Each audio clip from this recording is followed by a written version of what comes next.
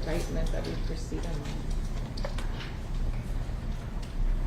Oh, okay, I found it. So on April 17th, I accepted your plea of no contest to the state's amended indictment, assault of a peace officer causing bodily injury. I accepted your plea of no contest. I do find the evidence is sufficient to substantiate your guilt. Is there any legal reason that we cannot proceed to sentencing? There is no legal reason, Judge. Would you please stand for sentencing? Having found the evidence sufficient to substantiate your guilt, I'm going to find you guilty of the offense of assault on a public servant, a peace officer, causing bodily injury. As a second-degree felony, I will assess punishment at 15 years confinement in the Texas Department of Criminal Justice Institutional Division, $2,000 fine. I'm going to have a no-contact order with the family of Clifton Martinez.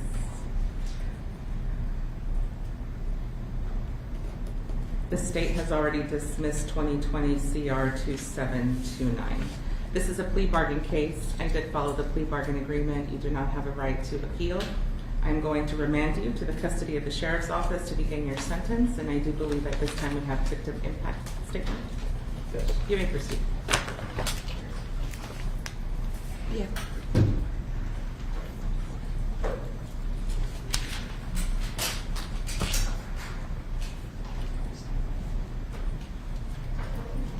Everybody else.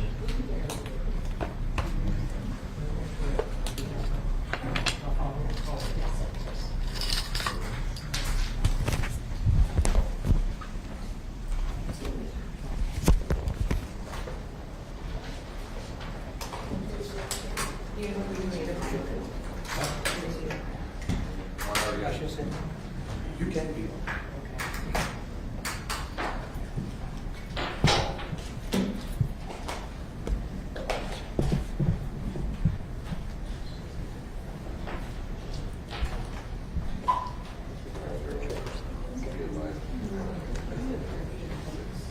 Keep going. You can stand if whoever's going to speak first, I'll give you the mic. You're probably just going to go down the line. Do you want to speak sooner? Right.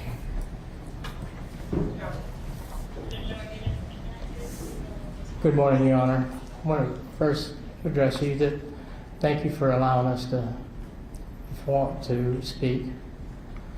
I want you to know that the sentence you're getting today is very, very light. I was given a life sentence on the day that my son was killed. That was December the 21st of 2019. That day, I don't understand how and why it happened. But you've got to change your ways. You just got to. You took my son's life. I'll never have him with me. My family has lost a brother, an uncle, a friend, and the men in blue in this room are very, very dear. He was a very honest man. And all I can say is that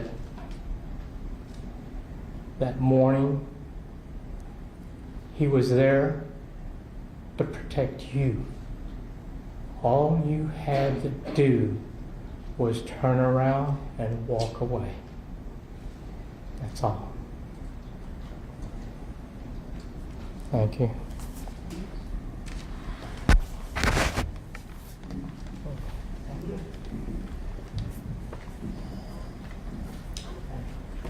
Your Honor, I also want to thank you for giving us a moment to come and speak. And it's hard to say an impact on our family. It was just devastating for us. Cliff was not just my brother, he was my best friend. And more so than the officers that were impacted by his coworkers. They're not just soldiers. They're brothers and sisters, mothers, fathers. The officers we see out here are swearing their lives and giving their lives to protect people around them at IHOP, at banks, at the ones that are on patrol. They're not just out there giving tickets and generating revenue. They're out there to protect us. And when there's no respect for authority whatsoever, Dad's right. You could have walked away. Every moment of our life, we have a choice, and whether the sentence is light or how you perceive it, life is not easy for you. It's not easy for us outside. It's not easy for the mom shopping with their kids at HEB. Every moment we have choices, despite the impacts that what we're going through in our lives. And going forward, you always have a choice. I don't know how long you're going to be in prison, how long you're going to have parole, what you're going to do next, but you have a choice every single day of your life. I really hope you reflect on what's happened. You made a terrible choice and it cost me my brother's life. But every choice you have doesn't have to be defined by that moment. Going forward, you have a choice. Make better choices. You have a lot of atonement to do. You can change your life. You've got a chance to do that where I don't get clipped back. So I really want you to think about that and everything, whether you're inside prison, whether you're outside prison, whether you're working. Life is hard. Make better choices, not just for you, but for the people around us, for the people around you. And hopefully you'll find someone who loves you and cares about you enough that will tell you, make better choices. That's all I can say.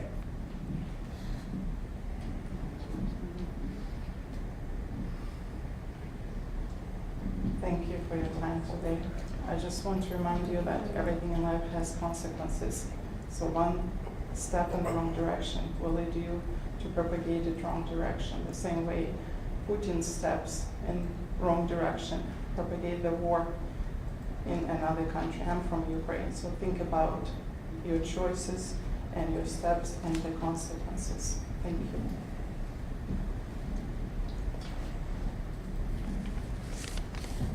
Cliff was my nephew. He was a good man. He was a good son, brother, nephew, uncle, a good Christian, and he was a good police officer. What you did to him that night went beyond anything. The brutality of the way you murdered him. I don't know how you can even look in the mirror, but you need to make better choices. Just like my nephew said, you need to think about the pain you've caused your family. How would your parents feel if it was you that was laying in that parking lot dead? You need to change your ways. You're not getting just punishment today. You should have spent the rest of your life in prison for this. But you're getting off easy. Next time, you might not get off so easy. But God sees everything and He punishes justly. So this isn't over until you face God. So like Dennis said, you need to make better choices and change the way you do things in your life.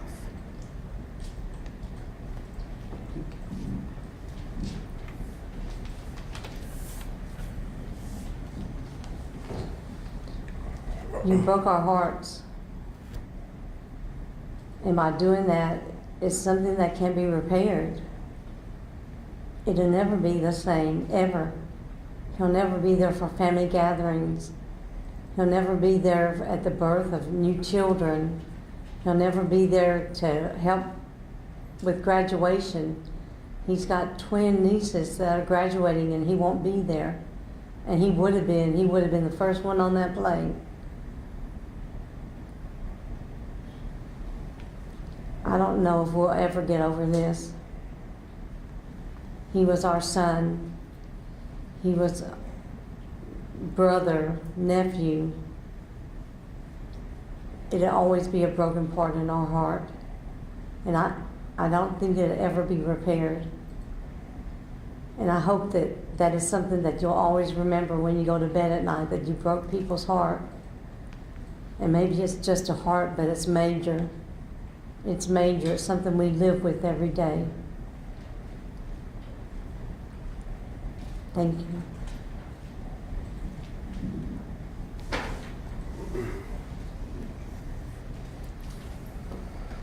Well, I'm not going to sit here and tell you to make better choices because I don't think you have that ability in you.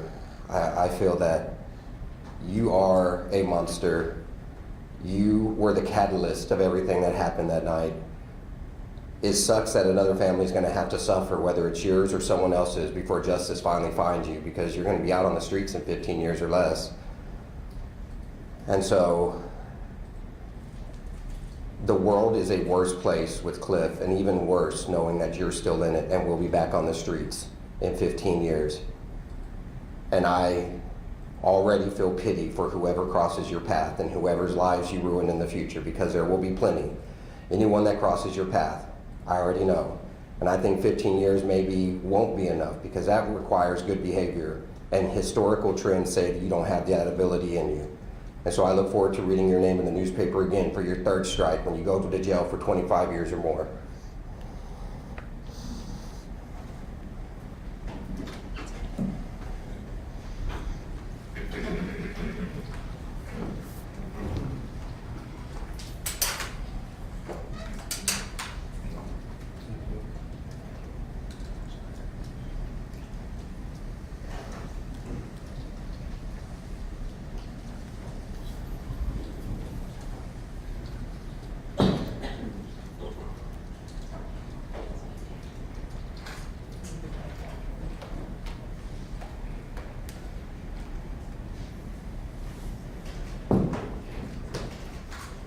There's nothing else. Go ahead and raise that. Very recent.